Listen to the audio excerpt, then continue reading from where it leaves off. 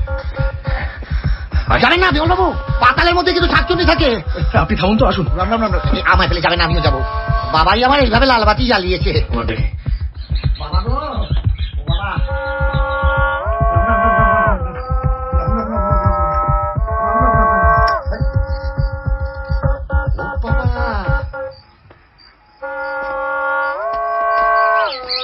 দেখে দেখে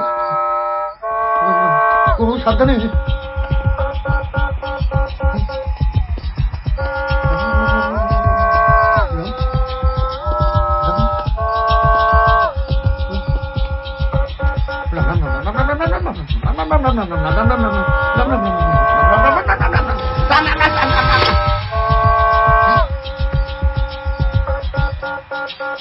আকাশান বাবু, এই হচ্ছে আপনার শাকচুন্নি। আপনার বাবা বিজ্ঞানী ছিলেন? হ্যাঁ, খেপাটা বিজ্ঞানী। আর ছিল ওই অ্যাডভেঞ্চার করার নেশা। মাঝে মাঝে কোথায় গায়েব হয়ে যেতেন, আবার ঘরের ছেলে ঘরে ফিরে আসতেন।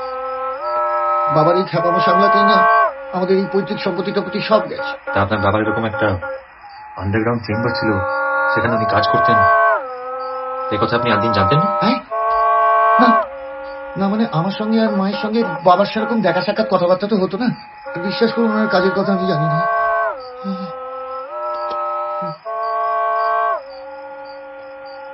এখন প্রশ্ন হলো, কি বলতে চাইছেন এই শব্দ?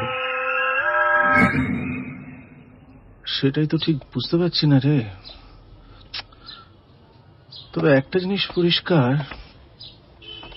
এটা একটা হাইটেক ডিভাইস। এটা যদি সত্যি আপনার বাবা তৈরি করে থাকেন তাহলে হি ইজ এ জিনিয়াস। হ্যাঁ, বাবা তো তার কাটা ছিলেন। কি তার কাটা? বুঝ। তবে হ্যাঁ, তার কাটা তো বটেই, নাহলে কি কেউ এরকম ওয়্যারলেস কমিউনিকেশন ডিভাইস কেউ তৈরি করতে পারে? তার মানে হিরুদা, তুমি বলতে চাইছো এটা একটা ট্রান্সমিটার? কলকবজাগুলো তো সেই রকম ইঙ্গিত করছে রে ঝন্টে। হিরুদা প্লিজ কাম অন। হ্যাঁ বিমলবাবু, আপনার ডাক নাম ঝন্টে, বেড়ে নাম। এবার থেকে আপনাকে আমি ঝন্টে না বলেই ডাকবো। না, আপনি আমাকে বিমল বাবু বলেই। আচ্ছা ঠিক আছে, কি সুর বাজছে বলি না? একটাই লুপে। নেপাল মাস্টার।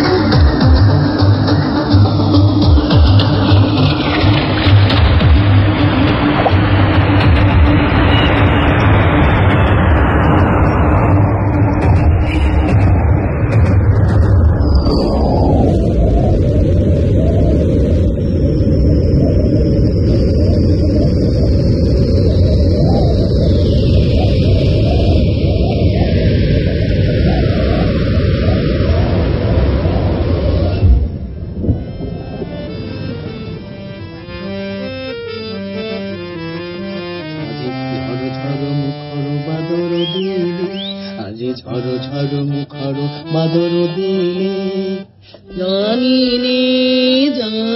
নে কিছুতে কেন যে মন লাগে না ঝড় ঝড় মুখর বাদর দিনে। সাজে ঝড়ো ঝড়ো মুখর বাদর দিনে। না, বলছিলাম কি যে বৃষ্টি বাইরে থেমে গেছে, তো বাদরও দিন তো আর নয়, তাহলে আপনিও কি থেমে যাবেন নাকি? মানে আচ্ছা, তাহলে আমি একটা অন্য রবীন্দ্রনাথের গান গাই।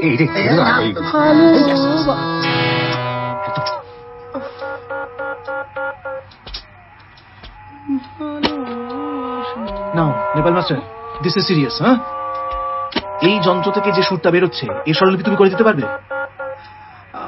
এটা একদম বাজে সুর, তার চেয়ে আমি তোমার ভালো রবীন্দ্র সুর না না না না না না, ভালোবাসি। না বাসি না, এই গানটা তোমার গলায় ভালোবাসি, এই বেসুরটা এটাই ভালোবাসি। হ্যাঁ, এটা স্বরলিপি করে দিতে পারবে? নাহলে পারে উদ্বোধনের সঙ্গে রবীন্দ্র সঙ্গে যা করে না, একদম কাছে দেবো। এই যা, আপনি খুব বাজে। আচ্ছা তাহলে শুনে নি। হ্যাঁ করো। রে ধা সা মা ধা রে। রেদা কামা ধারে। রিয়েলি? রে ধা সা মা থা রে, মানে রাধা শ্যামা থা রে, মানে রাধেশ্যাম ধর। আমার বাবা। রাইট, ওনার বাবার নাম রাধেশ্যাম ধর। রিয়েলি? হ্যাঁ হ্যাঁ, অ্যামেজিং। চন্ডে, বুঝতে পারছিস তো, এই যে এই যে এই যন্ত্র থেকে যে সুরটা বেরোচ্ছে, এটার মাধ্যমে কমিউনিকেশন করা যায়। কি করছে আবার, কি করছে? অনেকগুলো সুইচ। সবসময় ইয়ে করো না তো। ও ভাই, আমি তো কিছুই বুঝতে পারছি না। আস্তে আস্তে। এটা কি নি হয়ে গেছে? তারপর পা নিপা। নিপা? নিপা কারণ নাম? এই আপনার আপনার ফ্যামিলির নিপা বলে কেউ আছে? ছিল? নিপা? ও হ্যাঁ, আমার এক খুঁড়তো ভাই আছে যার নাম পা। কিছুটা কর রাখান। কি আশ্চর্য, চাই তো খাচ্ছি। আবার সোজা করি এটাকে। আবার সোজা করলি কেন? দরকার আছে, আবার সারাক্ষণ হওয়াটা ভালো কথা না। আবার সোজা কর। From Cypher, Caesar, Cypher, my father's voice.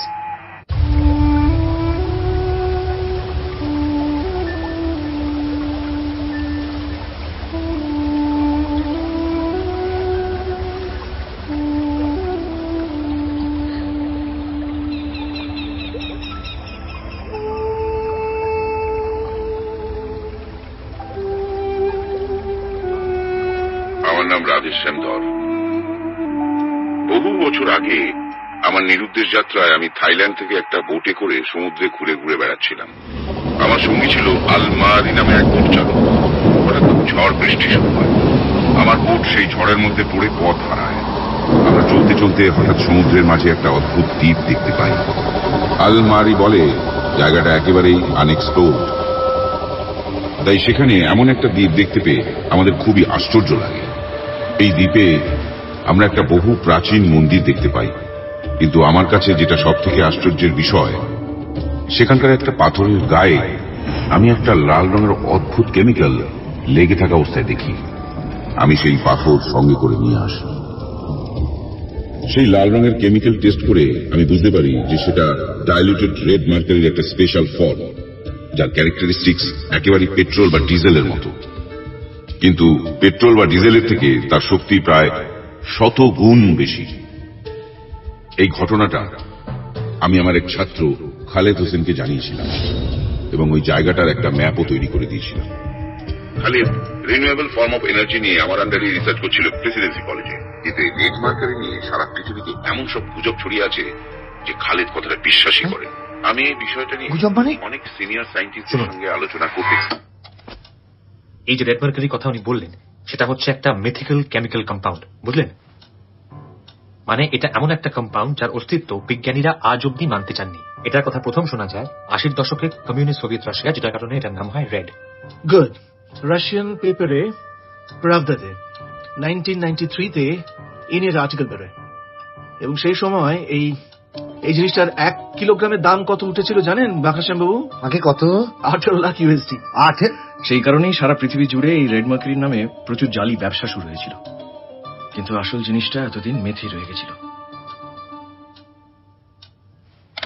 আমার টেস্ট রেজাল্টস সেই রেড মার্কারির এক্সিস্টেন্স প্রমাণ করলো। আমার দৃঢ় ধারণা যে ওই দ্বীপে ডাইলিউটেড রেড মার্কারির কোন সোর্স নিশ্চয়ই আছে, কারণ ওই পাথরের গায়ে কেমিক্যালটা তাজা অবস্থায় পাওয়া গিয়েছিল। ওই দ্বীপে পৌঁছানোর হদিশ আমার ল্যাবেই লুকানো আছে। একমাত্র কোন বুদ্ধিমান ব্যক্তি তার নাগাল পাবে।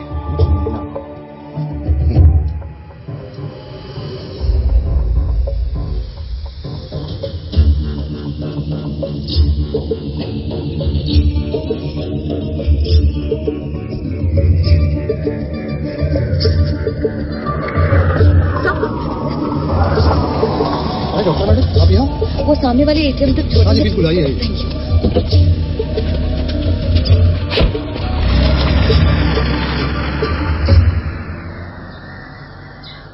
আচ্ছা, সারা পৃথিবী জুড়ে বিজ্ঞানীরা যখন রিনিউয়েবল সোর্স অফ এনার্জি নিয়ে কাজ করছেন, ঠিক সেই মুহূর্তে যদি সত্যি সত্যি রেড মার্কারির সন্ধান পাওয়া যায়, থ্যাংক ইউ, তাহলে তো এই পৃথিবীর যে ফিউয়েল ক্রাইসিস সেটা তো মিটতে পারে, তাই না? 100 বার। আগে স্যার ये বলছি মানে ক্রাইসিসটা কি যদি একটু বলেন। সে কি আপনি জানেন না? আরে খনিজ তেল যা রিফাইন করে পেট্রোল বা ডিজেল হয় তার পরিমাণ ক্রমশ পৃথিবীতে কমে আসছে। এ কি বলছেন মশাই? হ্যাঁ, আমার পেট্রোল পাম্প বন্ধ হয়ে যাবে, আমি খাবো কি? আচ্ছা স্যার বলছি আর ক বছর লাগবে ঠিক তেলটা শেষ হতে? সারা পৃথিবীতে রিজার্ভের যা অবশিষ্ট আছে ওই 40 বছর বেশি নয়। আচ্ছা বলছি তেল বানানো যায় না? এটা কে বলতো? আপনি কি সত্যি রাধেশ্যাম বাবু ছেলে? চুপ কর, কি অভিজ্ঞ চোখ আপনার, ধরে ফেলেছেন। প্লিজ 5 কান করবেন না। জানেন তো আমার শেওড়াপুলির পিসি আমায় বলেছিল যে আমার মা ছোটবেলায় আমাকে ওই তারকেশ্বরের মন্দিরের সামনে থেকে কুড়িয়ে পেয়েছিলেন। অ্যামেজিং। তোকে বলেছিলাম তো ওরকম ফ্যাক্টরি থেকে এরকম ম্যানুফ্যাকচার হতেই পারে না।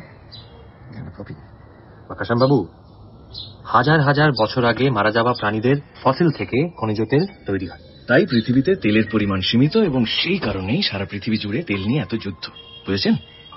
হিরুদা, ওই দ্বীপের সন্ধান সত্যি পাওয়া গেলে এবং সেখানে রেড মার্কারির সন্ধান পাওয়া গেলে সায়েন্টিস্টরা কিন্তু প্রপারলি ইউটিলাইজ করতে পারবেন জিনিসটাকে, তাই না? এক্স্যাক্টলি। এবং আমাদের এই মিশনের এটাই উদ্দেশ্য হওয়া উচিত।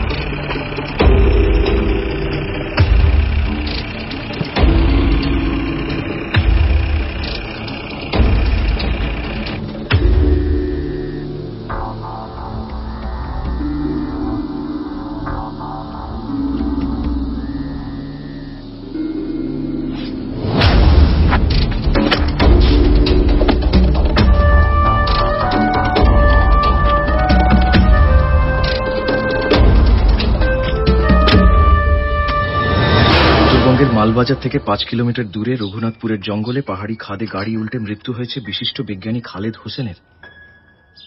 উনি ওই জঙ্গলের ফরেস্ট বাংলোয় থেকে ওনার সাম্প্রতিক রিসার্চ করছিলেন। প্রেসিডেন্সি কলেজ থেকে পদার্থবিজ্ঞানে মাস্টার্স ডিগ্রি ছিল খালেদের। তার অল্টারনেট সোর্স অফ এনার্জি নিয়ে 2টো থিসিস আছে, যার মধ্যে ডক্টর রুবি চ্যাটার্জির সাথে একটা জয়েন্ট থিসিস সরকার থেকে বিশেষ স্বীকৃতি পেয়েছিল।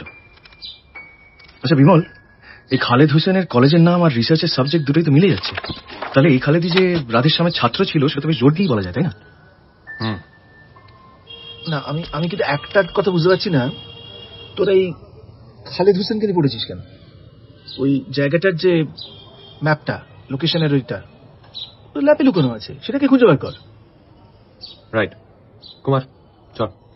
তুমি যাবে? নো, বড্ড ব্যস্ত। ক্রিপ্টোগ্রাফি কনফারেন্স মাথার উপরে, কিছু প্রিপারেশন হয়নি। আর তাছাড়া এবার নিজেরা কিছু করো, শ্রুদার কত হেল্প করবে তোমাদের। তাই? আচ্ছা ঠিক আছে, তাহলে আমিও চ্যালেঞ্জ নিচ্ছি। হ্যাঁ, রাধেশ্যাম বাবু ওই ল্যাবে ঠিক কি সূত্র লুকিয়ে রেখে গেছেন সেটা আমি আর কুমার নিজেদের গ্রে ম্যাটারের ক্যাপায় খুঁজে বার করবো, without any help from doctor Hiranmoy Bose. এটা চিনতে পেরেছি, এটা করে মোবিল ঢাল।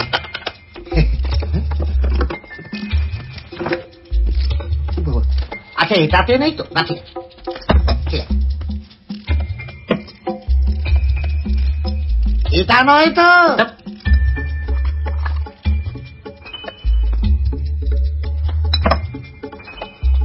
ও বিমল বাবু, এটা কি বিষ রাখা আছে? দেখুন।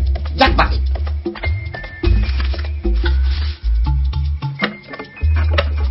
এত মালপত্র বাবা তো বলেইনি।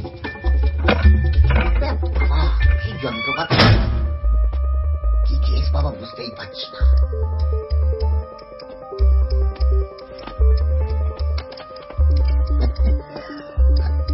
এই ল্যাবরেটরিতে এরকম একটা ছবি কেন? এটা তো আগে দেখিনি।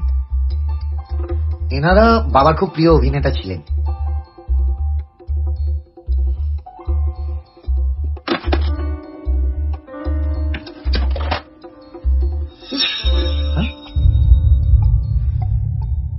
ওপরের ঘর থেকে সানলাইট রিফ্লেক্ট করা হচ্ছে এখানে, কিন্তু এই ঘরের সবকিছুর সঙ্গে ছবিটা একেবারেই খাপছাড়া লাগছে। এটা কোনো সিগনিফিকেন্স আছে নাকি রাধেশ্যাম বাবু জাস্ট এমনি টাঙিয়ে রেখেছিলেন? তার মানে তুই বলতে চাইছিস জহর রায়, ভানু বন্দ্যোপাধ্যায়, তুলসী চক্রবর্তীর সাথে রেড মার্কারি কোনো সম্পর্ক আছে?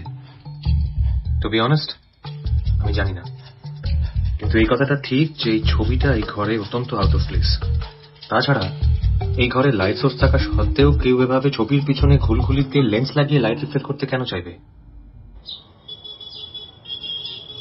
বলছি, ফুটবল তো এনজেপির টিকিট পাবো না ট্রেনে, কি করে বলতো? গাড়ি করে বেরিয়ে যাই, ড্রাইভ করে। তুই কি ওই খালেদ হোসেনের যেখানে অ্যাক্সিডেন্ট হয়েছিল সেখানে যাওয়ার কথা ভাবছিস? খালেদ হোসেনই তো একমাত্র লোক যিনি ওই দ্বীপের এক্সাক্ট লোকেশনটা জানতেন। আমি দেখি একবার পুলিশের সঙ্গে কথা বলে কোনো লিড পাওয়া যায় কিনা। বিমল, সেকেন্ড হাফে আমার অফিসে ক্লায়েন্ট আসছে, আগামী 2 দিন খুব চাপে থাকবো, কি করি বলতো? কি আর করা, আমি একাই যাই, তাহলে দেরি করা ঠিক হবে না।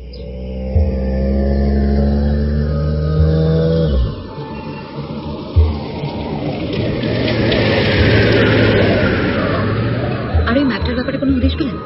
দেখুন ম্যাডাম, বারবার একই প্রশ্ন কেন করছেন? বললাম তো খালেদ হোসেনের গাড়ি থেকে কোনো ম্যাপ পাওয়া যায়নি।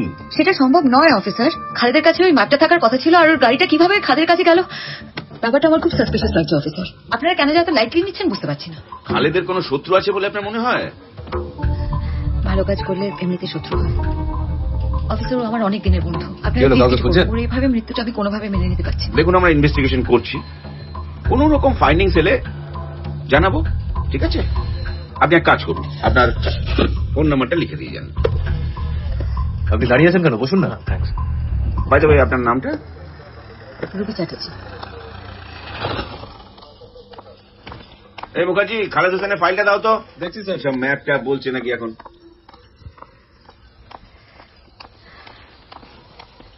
Excuse me. আচ্ছা, আপনার নাম তো ডক্টর রুবি চ্যাটার্জি, তাই না? আপনার খালেদ হোসেনের সঙ্গে একটা জয়েন্ট থিসিস আছে না? আপনি খালেদের পরিচিত? না, নট রিয়েলি, কিন্তু আমি ওনার সন্ধানে এখানে এসেছি। আপনি রাধেশ্যাম ধরকে চিনতেন? নামে চিনি, আলাপ হয়নি কোনোদিনও, কিন্তু আপনি কিভাবে? না না না, আমি একটা ব্যাপারের জন্য এখানে এসেছি, সেই ব্যাপারটাতে একমাত্র খালেদই আমার সাহায্য করতে পারতেন। Red mercury? আপনি কি করে জানলেন? আমার নাম বিমল সেন, আমি একজন প্রফেসর অ্যানথ্রোপোমেট্রি। অ্যানথ্রোপোমেট্রি? আপনি বাই এনি চান্স ওই নারোভ্যালি অ্যাডভেঞ্চার? রাইট। আপনার ব্যাপারে ম্যাগাজিনে পড়েছি, অ্যাডভেঞ্চারের নেশা। আমরা দুজনে একই জিনিসের সন্ধানে আছি, রেড মার্কারি। কিন্তু সেটার ঠিকানা তো থাইল্যান্ডের সুদূর কমতি।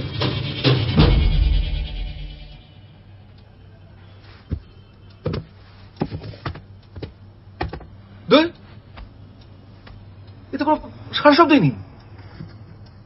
আজ গেছিস একটা জায়গায়, পৌঁছলে কিনা ঠিক মতো, কাছে হচ্ছে কিনা, জানাবি তুই ইঁশুড়ে পাকা একদম। হিরুদা, কি বিমলকে আবার বলো না তোমায় দেখিয়েছি।